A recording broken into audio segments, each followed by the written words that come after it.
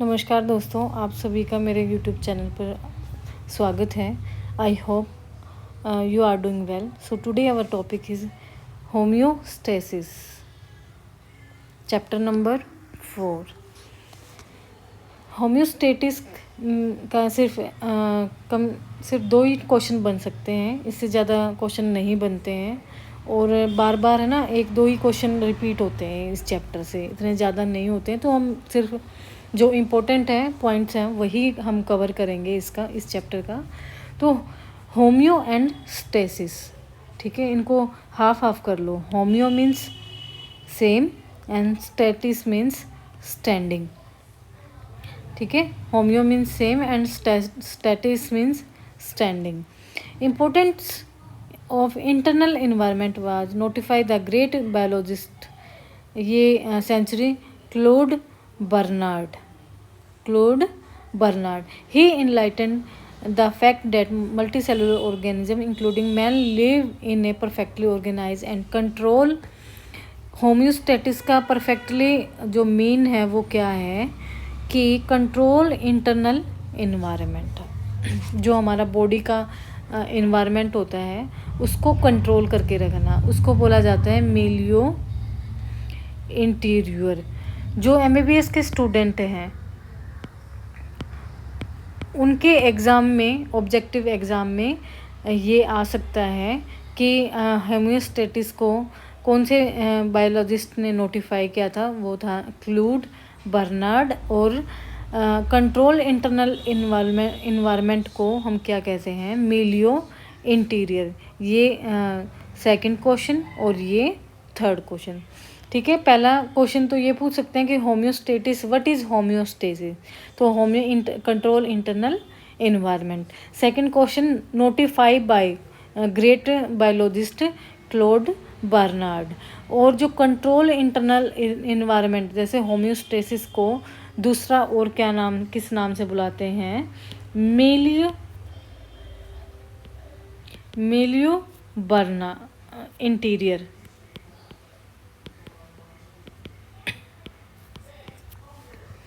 Internal environment in the body is the external cellular fluid. जो internal environment है body का वो किससे मेंटेन होता है, एक्सटर्नल इन्वायरमेंट से। Which the cell live, it is the fluid outside the cell and constantly move throughout the body. It include blood which circulate the vascular system and fluid present in between the cell called interstitial fluid। जो fluid present है vascular system में हम उसको क्या बोलेंगे, interstitial fluid. ये जो environment की जो कंट्रोल इंटरनल इन्वायरमेंट, जो हमारा बॉडी का टेम्परेचर है उसकी बात यहाँ पे हम कर रहे हैं। Normal healthy living of large organism including human beings depend upon the constant maintenance of internal environment within the psychological limits. The internal environment deviates beyond the set limits, bodies suffer from malfunction or dysfunction. Therefore the ultimate goal of an organism to have a normal healthy living which is achieved by maintenance of internal environment within set limits। कुछ set limits हैं जिनके कारण जो body का environment है, internal environment, वो control किया जाता है, ठीक है।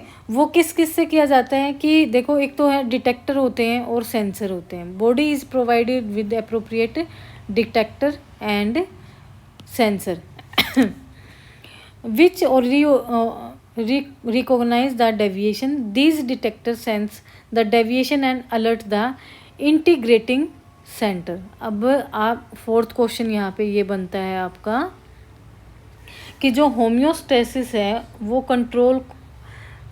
उसको कंट्रोल कौन से सेंटर से किया जाता है। तो आप यहाँ पे लिखोगे इंटीग्रेटिंग सेंटर, ठीक है, इंटीग्रेटिंग सेंटर से कंट्रोल किया जाता है। Detector sense the deviation and alert the integrating centre. The integrating centre immediately send information to the concerned effector. जो हमारे डिटेक्टर्स हैं वो जो हमारे इंटीग्रेटेड जो सेंटर हैं वो इमिडिएटली सेंड इंफॉर्मेशन को सेंड करेंगे कहाँ पे, इफेक्टर्स, टू आइदर एक्सेलरेट और inhibit the activity so that normally is restored.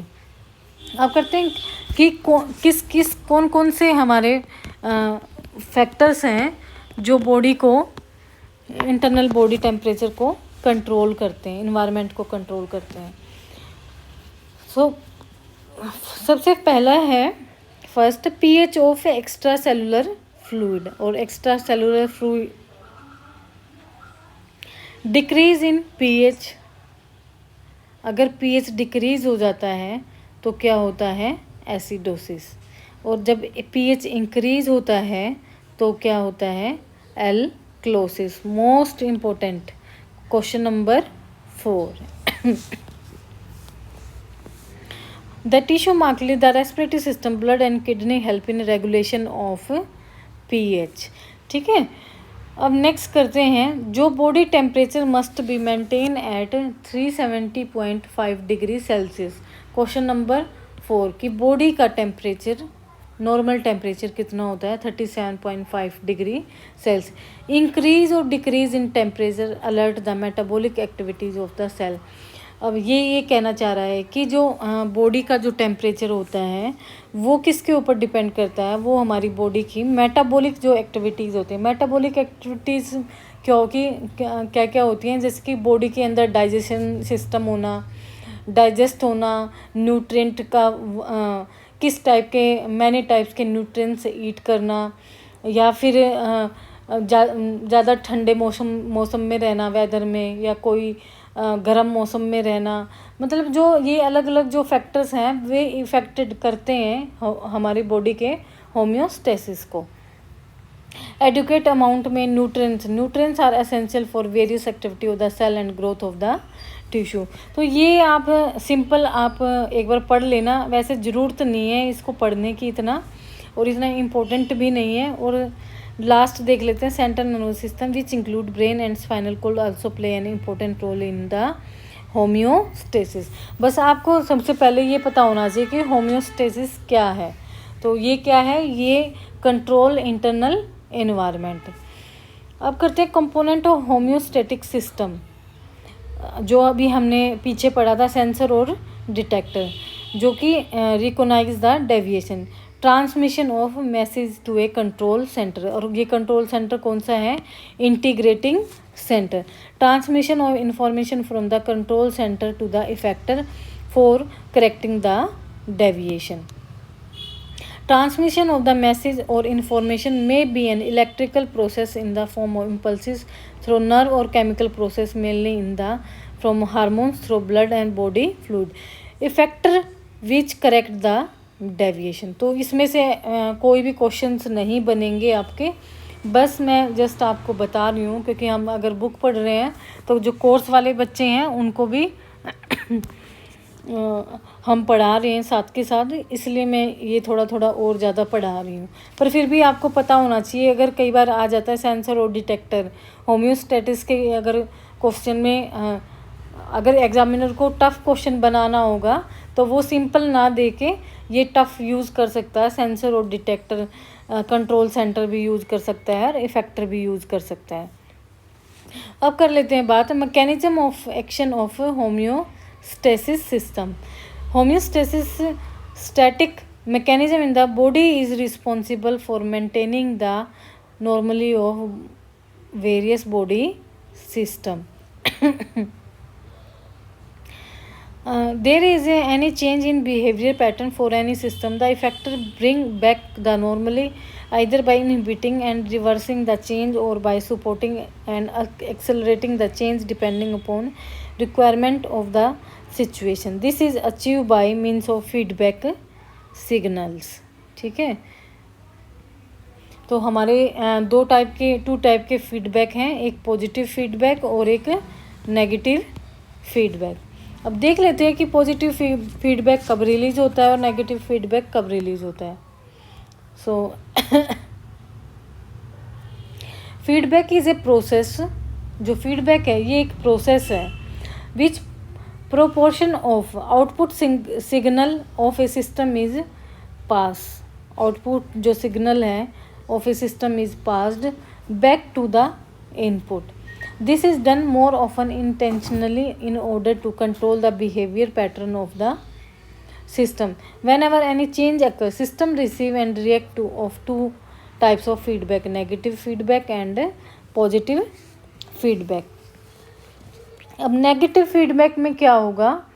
Negative feedback is one to which the system react in such a way arrest the change or reverse the direction of change. ठीक है, तो arrest the change or reverse the direction of change. पहले तो क्या होगा? Arrest the change और फिर उसी को रिवर्स कर देगा direction of change. After receiving a message a factor send negative feedback signal back to the system. The system stabilise its own function and makes an attempt to maintain homeostasis. अब देख लेते हैं. देखो, stimulation of TSH, ठीक है, TSH thyroxine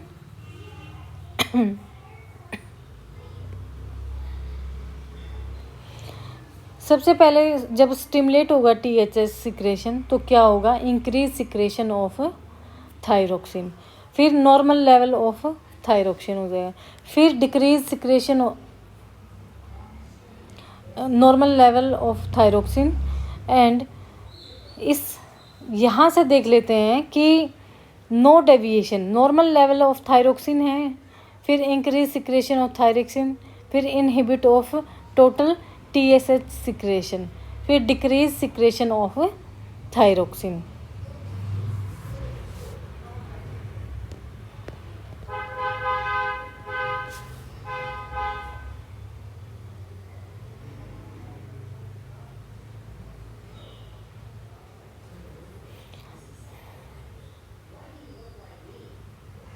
तो ये देखो, ये वाली जो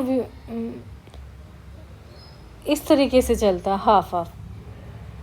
नॉर्मल लेवल ऑफ थायरोक्सिन पहले तो डिक्रीज होगा थायरोक्सिन, फिर दोबारा से जैसे डिक्रीज होगा तो थायरोक्सिन क्या होगा? TSH स्टिमुलेट होगा, फिर इंक्रीज सिक्रेशन ऑफ थायरोक्सिन, फिर नॉर्मल ऑफ थायरोक्सिन हो जाएगा. नो, इसमें क्या है कि डेविएशन नहीं है. Normal level of thyroxine, increase secretion of thyroxine, inhibition of TSH secretion. जैसे इनहिबिट होगा तो decrease secretion of thyroxine. Stimulation होगा तो इंक्रीज सिक्रेशन, इनहिबिशन होगा तो डिक्रीज सिक्रेशन. तो ये क्या है? ये एक नेगेटिव फीडबैक हमारा मैकेनिज़्म है. ये एक बार अगर बॉडी का टेम्परेचर इन्वायरमेंट बढ़ रहा है तो दूसरे में इन्वायरमेंट उसी टाइम पे डिक्रीज़ हो रहा है. बस हमें ये समझने की बात है. और जब इंक्रीज़ और डिक्रीज़ इस तरीके से होता है केमिकल रिएक्शन में, तभी जो हमारी बॉडी का इंटरनल जो इन्वायरमेंट है कंट्रोल किया जाता है,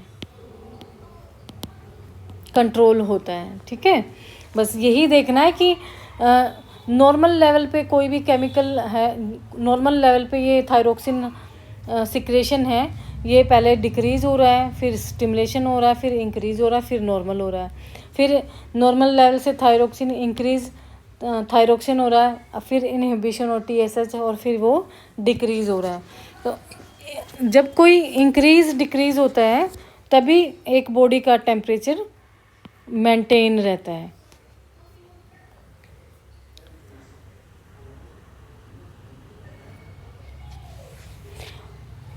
और जो ये TSH जो हार्मोन है ये पिट्यूटरी ग्लैंड से सिक्रेट होता है. कौन से? Pituitary gland.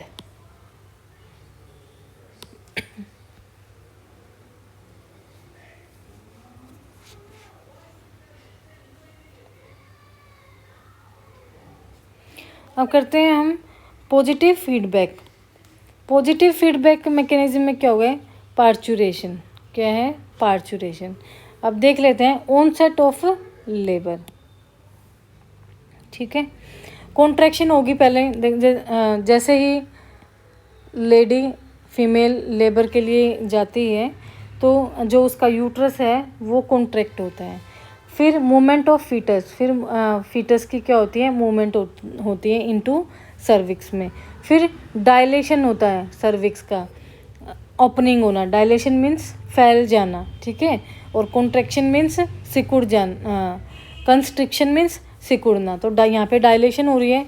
और फिर movement of foetus through cervix, stimulation of receptor in cervix, discharge of impulses from the receptor, transmission of impulse to hypothalamus, release of, यहाँ पे क्या हो जाएगा, हार्मोन ऑक्सीटोसिन हार्मोन रिलीज होगा कहाँ से, हाइपोथैलेमस से।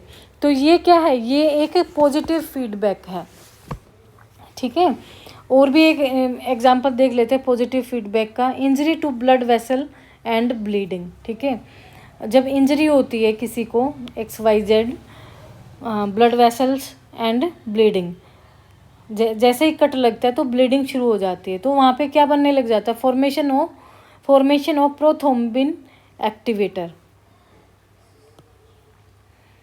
And conversion of prothrombin into thrombin. यहाँ पे ये क्वेश्चन एक बार एम्स में आ चुका है, ठीक है। तो मैं बताती हूँ कि कैसे ये क्वेश्चन आया था। फिर कन्वर्जन ऑफ फिब्रोजन इनटू फिब्रिन, और जैसे ही फिब्रोजन इनटू फिब्रिन में कन्वर्ट होते हैं तो जो हमारी ब्लीडिंग है वो क्या हो जाती है, स्टॉप हो जाती है। तो ये हमारा क्या है, पॉजिटिव फीडबैक मैकेनिज्म है, कोएगुलेशन ऑफ ब्लड है। Positive feedback is the one to which system react to such way as to increase the intensity of the change in the same direction. Positive feedback is less common than the negative feedback. तो इसमें एक important question number 5 कि जो positive feedback है ये कम होता है then negative feedback के। पॉजिटिव फीडबैक कभी कभी होता है पर नेगेटिव फीडबैक ज़्यादा होता है।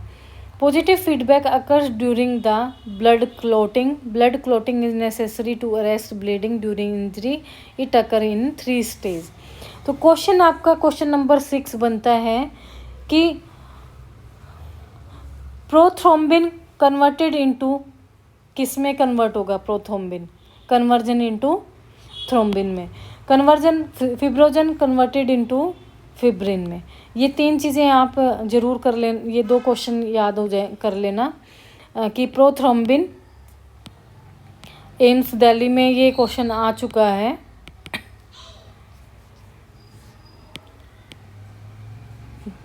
Conversion into thrombin and fibrinogen converted into fibrin. अब प्रोथ्रोम्बिन देके ऑप्शन में क्या डाल देंगे आपको कि थ्रोम्बिन दे देंगे, फिब्रिन दे देंगे,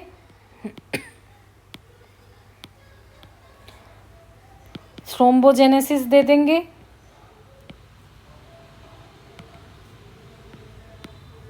एंड फिब्रिनोजेनेसिस दे देंगे, ठीक है। और जब हम है ना एग्ज़ाम में होते हैं तो वो एग्ज़ाम का प्रेशर इतना हाई होता है, हाई लेवल पे हमारा जो बॉडी का टेम्परेचर है वो पहुंच जाता है, जिसकी वजह से हम क्वेश्चन को गलत करके आते हैं। तो यहाँ पे इसका आंसर होगा thrombin, prothrombin converted into thrombin and fibrinogen converted into fibrin.